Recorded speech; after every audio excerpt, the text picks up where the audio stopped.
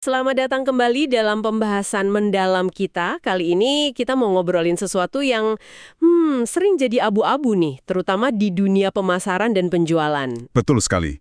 Soal batas tipis antara persuasi dan manipulasi. Nah, itu dia. Kita semua kan tiap hari dibombardir pesan-pesan yang pengen mempengaruhi kita kan? Ya, jadi penting buat kita ngerti bedanya. Baik sebagai yang bikin pesan, atau ya sebagai penerimanya. Oke, sumber kita kali ini dari bab 16 buku Buyer Triggers karya Ricky Scott. Dia ngebahas khusus soal ini. Jadi tujuan kita sekarang nih pengen ngebongkar bedanya persuasi yang etis sama manipulasi yang ya bisa merugikan. Kenapa ini penting banget? Krusial ya? Banget. Apalagi di era sekarang, kepercayaan itu udah kayak mata uang utama. Sekali hilang, susah balikinnya. Kita mau lihat gimana sih caranya membangun pengaruh tapi tetap berintegritas. Kayaknya ini kunci sukses jangka panjang deh. Dan ini bukan cuma teori loh. Dampaknya ke bisnis itu nyata banget buat jangka panjang. Bener, mungkin Anda pernah nggak sih ngerasa kayak dikerjain gitu setelah beli sesuatu gara-gara iklan atau penawaran yang kayaknya maksa banget? Atau terlalu menggebu-gebu ya? Iya, rasanya kayak diteken atau agak ketipu gitu. Nah, Anda nggak sendirian. Buku ini bilang banyak orang udah capek sama taktik-taktik kayak gitu. Urgensi palsu lah, kelangkaan bohong-bohongan. Pesan yang menyesatkan atau taktik yang maksa. Nah, mari kita bedah bareng ya. Gimana caranya mempengaruhi secara positif, secara etis, tanpa bikin orang lain ngerasa dimanfaatin. Oke, kita mulai dari definisi dasarnya dulu kali ya. Kata buku ini, persuasi itu apa sih? Oke, buku ini ngasih beda yang jelas banget. Persuasi itu digambarkan sebagai seni. Seni untuk ngebantu orang lain, secara etis ya, biar mereka bergerak ke arah sesuatu yang beneran nguntungin mereka. Oke, kata kuncinya menguntungkan mereka dan etis. Iya, akarnya itu di pemahaman empati sama kondisi mereka, terus keselarasan antara kebutuhan mereka sama apa yang kita tawarin. Sip, sip. Nah, kalau sisi gelapnya nih, manipulasi. Gimana buku ini mendefinisikannya? Nah, kalau manipulasi, ini beda. Ini lebih ke upaya buat ngontrol atau ya nekan orang lain. Biar mereka ngelakuin sesuatu yang nguntungin Anda sebagai penjual. Seringkali itu ngorbanin kepentingan si pembeli. Atau ya itu tadi, tanpa transparansi penuh. Nggak buka-bukaan semuanya. Niatnya lebih egois gitu. Jelas banget ya bedanya. Satu fokusnya ngebantu, satu lagi fokusnya ngambil untung, bahkan bisa ngerugiin orang lain. Terus apa sih yang jadi pembeda paling mendasar menurut buku ini? Kok bisa beda gitu? Buku ini nekenin dua hal krusial nih sebagai pembedanya. Yang pertama itu niat atau intent di balik omongan kita. Yang kedua itu tingkat transparansi yang kita kasih. Niat dan transparansi, oke. Bisa dijelasin lebih lanjut niatnya gimana, transparansinya gimana? Jadi soal niat, pertanyaannya, niat kita itu tulus pengen bantu orang ini nemuin solusi terbaik buat dia, atau sebenarnya cuma pengen ngejar target jualan aja? Terus soal transparansi, seberapa terbuka kita soal plus minusnya tawaran kita? Syarat ketentuannya gimana? Jelas nggak? Oke, oke. Nah, perbedaan niat sama transparansi ini, kalau dalam praktiknya, kelihatan kayak gimana sih? Bisa digambarin nggak bedanya pendekatan yang suportif sama yang maksa itu? Bisa, bisa. Buku ini ngasih ilustrasi yang cukup nusuk ya. Persuasi yang etis itu kayaknya ngomong gini dalam hati. Saya lihat kamu. Saya coba ngerti masalah kamu. Saya beneran percaya ini bisa bantu. Sini deh saya tunjukin caranya, nanti kamu putusin sendiri. Ada kesan ngajak bareng ya, respect gitu. Betul. Ada nuansa kemitraan, dukungan. Nah, beda sama manipulasi. Gimana tuh kalau manipulasi? Kalau manipulasi nadanya tuh kayak gini. Saya butuh duit kamu. Saya tahu nih tombol emosi mana yang harus dipencet biar kamu cepat beli. Nggak peduli deh ini cocok apa nggak buat kamu. Fokusnya cuma transaksi.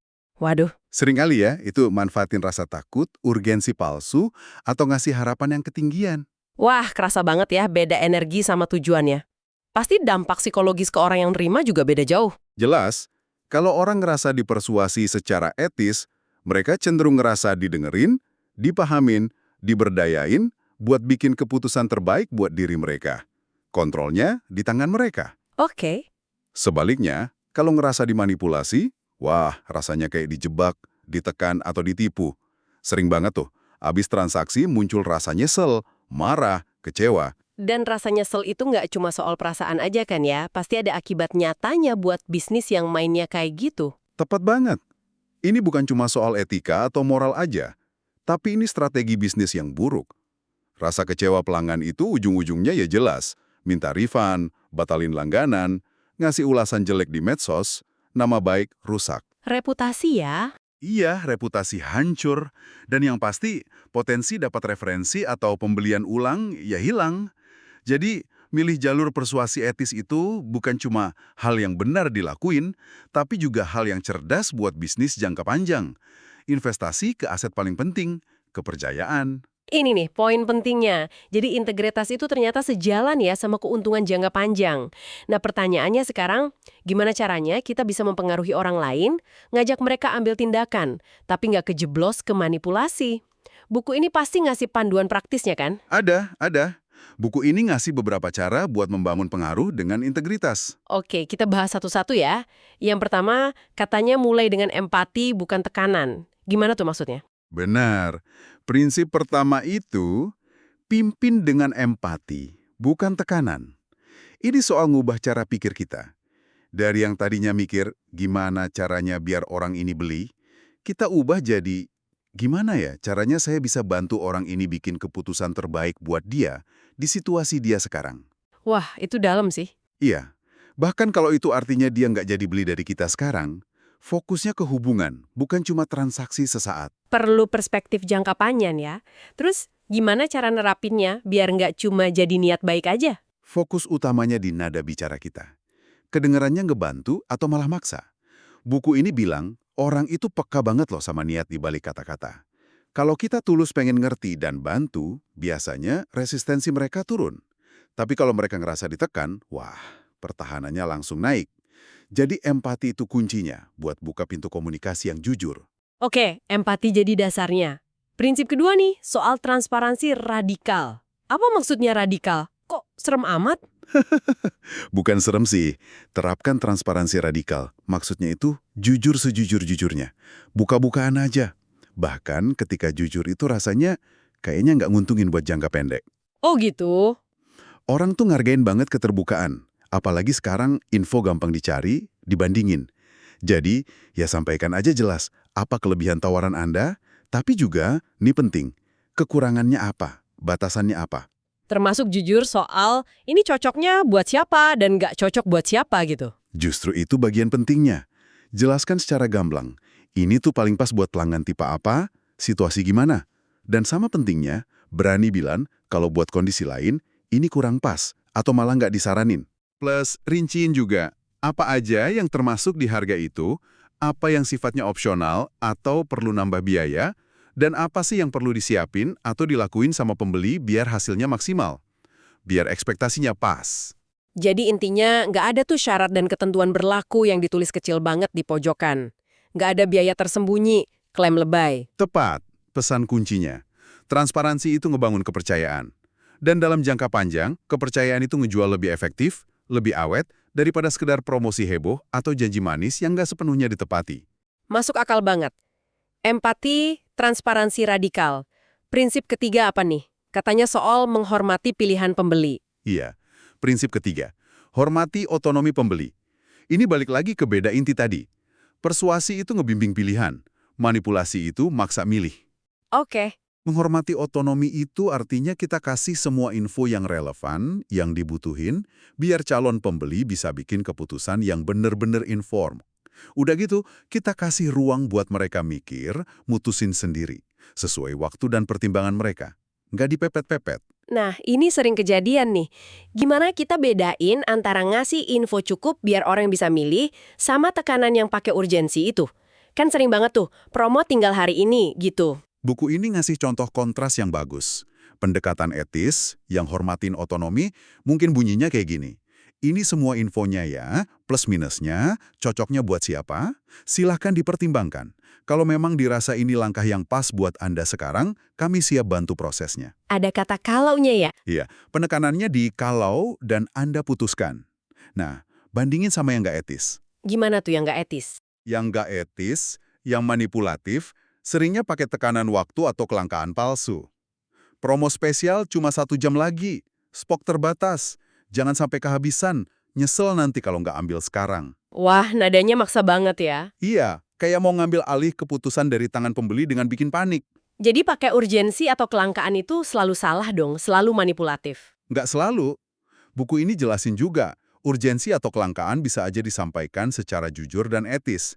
Misalnya kalau memang stoknya terbatas beneran, atau kuota kelasnya penuh, atau ada promo musiman yang waktunya jelas. Oke. Kuncinya adalah, urgensinya itu nyata nggak? Terus, cara nyampeinnya tetap ngasih kebebasan pembeli buat mikir dan bilang enggaknya. Urgensi yang etis itu ngasih info, bukan mengeksploitasi FOMO, fear of missing out secara berlebihan. Ngehormatin pilihan mereka apapun itu, justru ngebangun hubungan lebih kuat. Oke, jadi urgensi bisa etis kalau faktual dan nggak maksa ya. Poin bagus udah 3 nih. Empati, transparansi, otonomi. Prinsip keempat katanya soal pakai alat psikologi. Gimana caranya biar tetap etis?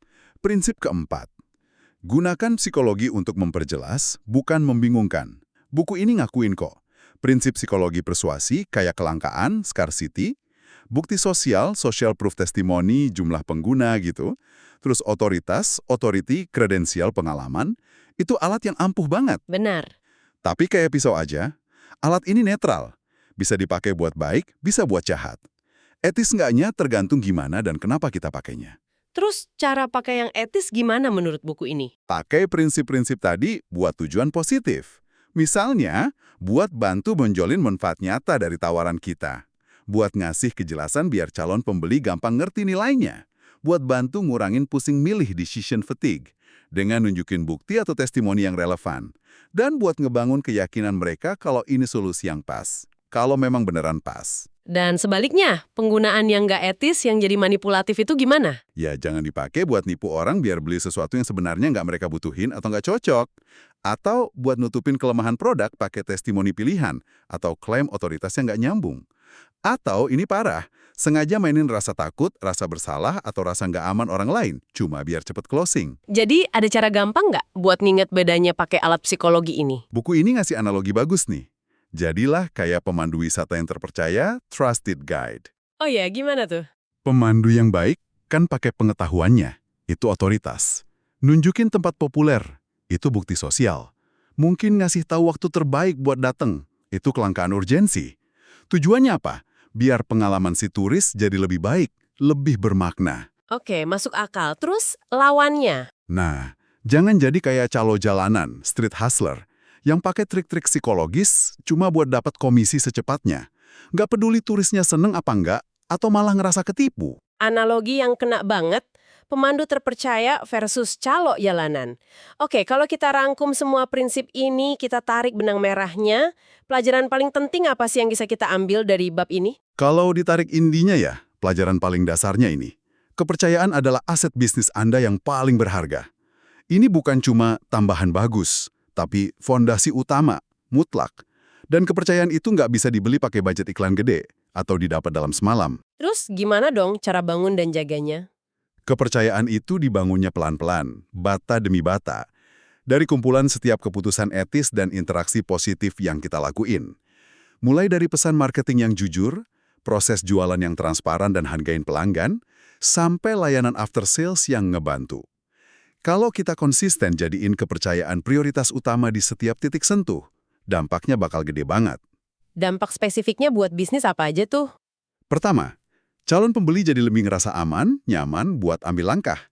Risikonya kerasa lebih kecil. Kedua, pelanggan yang udah percaya cenderung balik lagi buat beli lagi, repeat order.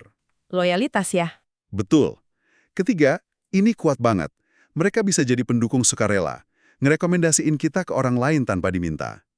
Keempat, di pasar yang penuh janji muluk, bisnis yang jujur dan berintegritas itu bakal kelihatan beda, lebih menonjol, lebih menarik. Jadi ini bukan cuma soal dapetin penjualan hari ini aja ya, tapi bangun fondasi buat penjualan besok, lusa, dan seterusnya. Jauh lebih dari itu. Kepercayaan itu kayak punya efek bunga majemuk. Nilainya nambah terus seiring waktu. Jadi, main jangka panjang dengan ngedepanin integritas itu, menurut buku ini ya, strategi bisnis paling cerdas buat tumbuh sehat dan berkelanjutan. Wah, ini mencerahkan banget sih. Jadi apa artinya ini semua buat Anda, pendengar kami? Kalau Anda pernah ngerasa alergi atau nggak nyaman pas harus jualan atau promosiin sesuatu, entah itu produk, jasa, atau ide, Mungkin Mungkin perasaan itu muncul karena Anda ngehubungin jualan sama contoh-contoh praktik yang manipulatif tadi, yang neken, yang nipu. Dan penting banget buat dipegang kesan inti buku ini. Jualan atau mempengaruhi itu nggak harus kerasa licik atau maksa kok. Kalau niat Anda tulus buat membantu orang lain, buat ngasih solusi masalah mereka, atau bantu mereka capai tujuan, ya Anda lagi praktikin persuasi etis. Anda lagi ngebimbing, bukan ngejebak. Buku ini juga ngasih semacam tes sederhana nih, pertanyaan buat kita renungin sebelum nawarin sesuatu. Kalau calon pembeli ini tahu semua hal yang saya tahu soal tawaran ini, termasuk kurangnya di mana, cocok nggaknya buat situasi unik dia, kira-kira dia masih bakal ngerasa ini keputusan bagus nggak ya? Masih mau lanjut nggak ya? Pertanyaan bagus banget itu buat nguji niat kita ya. Maksa kita lihat dari sudut pandang mereka. Kalau jawaban jujur Anda iya, nah kemungkinan besar Anda udah di jalur persuasi yang etis, jualan dengan integritas. Oke, kita udah kupas lumayan dalam nih hari ini. Intinya, beda utama persuasi sama manipulasi itu di niat. Mau bantu atau cuma ambil untung. Dan transparansi, terbuka atau nutup-nutupin. Kita juga udah lihat 4 pilar bangun pengaruh etis, mulai dari empati, transparan radikal, hormati pilihan orang, dan pakai psikologi buat memperjelas, bukan membingungkan. Dan jangan lupa pelajaran utamanya, kepercayaan itu aset jangka panjang paling krusial. Nah ini bawa kita ke satu pemikiran penutup nih, yang relevan banget buat direnungin, apalagi di era sekarang. Apa tuh? Kan teknologi makin canggih ya, kayak AI gitu. Udah bisa personalisasi pesan, prediksi perilaku kita dengan akurat banget. Pertanyaannya, gimana kita sebagai masyarakat, konsumen, pelaku bisnis, bisa mastiin batas antara personalisasi yang beneran ngebantu sama manipulasi yang lebih halus, yang terselubung, itu tetap terjaga ke depannya. Tantangan besar itu. Iya kan? Dan secara pribadi nih, buat Anda pendengar, gimana Anda bisa proaktif bangun, jaga, bahkan kuatin aset kepercayaan ini dalam setiap interaksi Anda? Nggak cuma di kerjaan, tapi di kehidupan sehari-hari juga. Ini pertanyaan penting buat kita bawa pulang dan renungkan. Bukan cuma buat bisnis, tapi buat kualitas hubungan kita sebagai manusia di dunia yang makin nyambung secara digital ini. Pertanyaan yang pas banget buat dipikirin lebih lanjut. Terima kasih banyak udah menyimak pembahasan mendalam dari bab 16 buku Buyer Triggers ini bareng kita. Semoga ada perspektif baru yang didapat ya. Sampai jumpa di kesempatan berikutnya.